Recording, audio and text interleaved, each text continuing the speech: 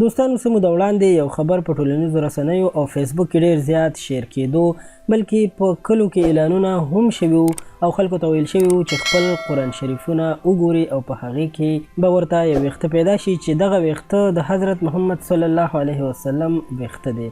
دغه ویښته دې په اوبو کې واچول شي او دغه اوبه دې بیا په ټول کور والو باندې وڅکول شي. نو په دې سره به دغه وبا وایرس کوم چې نن سبا په ټوله نړۍ باندې راخور شوی دی، دغه به پرې هېڅ اثر ونه کړي او دوی ته به ونه لګي.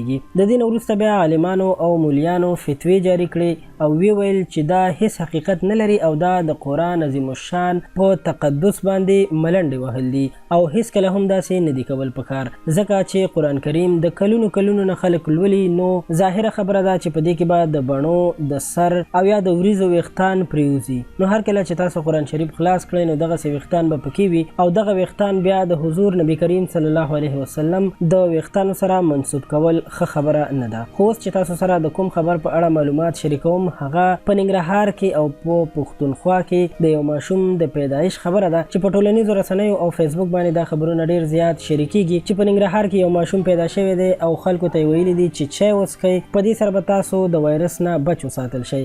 همدغسې په بنو کې هم ویل چې یو ماشوم پیدا شوی دی او هغه هم د چایو خبره کړې ده او دا دواړه ماشومان د چایو د دغه خبرو کولو نه وروسته مړه شوي دي.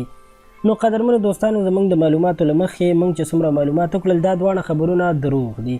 په دې باندې هیڅ یقین ونه کړئ. هر چا چې دا خبرونه خپاره کړي دي دا یې ښه نه دي کړي. موږ پرون هم په دې باندې یوه ویډیو جوړه کړې وه او د ملګرو نه مو نظرونه اخیستي وو چې تاسو په دې اړه باندې څه نظر لرئ. په هغې کې موږ ته اکثره ملګرو دا وویل چې دا دروغ دي او هر چا چې دا خبرونه خپاره کړي دي ښه یې نه دي کړي. نو دوستانو، ډېره مننه کوم چې موږ سره مو خپل نظرونه شریک کړل. موږ غوښتل چې هغه خلک چې کمنټونه یې نه یې کتلي او هغوی ته علم نه وي چې دا رښتیا دي او که دروغ، غوښتل مو چې دا خبر تر هغوی هم ورسوو او هغوی هم خبر وساتو، ځکه چې اکثر خلک ساده کلیوال وي او په دې باندې نه پوهیږي چې دا خلکو ټوکې جوړې کړي دي، خو داسې خبرونه نور هم خلکو سره شریک کړي او د خلکو ذهنیتونه خراب کړي. په دې هیله چې دا ویډیو به ستاسو خوښه شوې وي، نو مهرباني وکړئ خپل ملګرو سره په سوشل میډیا باندې، په فیسبوک، واتساپ او انسټاګرام باندې هم زموږ د چینل نه شریکه کړئ چې ټول ملګري د دې خبر نه خبر شي چې دا هر څه دروغ دي. مهرباني وکړئ زموږ چینل خان کلیک خامخا سبسکرایب کړئ، ورسره خوا کې د ګنټۍ نشان هم ووهئ چې په آینده کې زموږ همدغسې معلوماتي ویډیوګانې تاسو ته په وخت در ورسیږي او تاسو خبر وساتل شئ. تر بلې ویډیو راته اجازت راکړئ. په لوی الله مسپارم. د خدای په امان.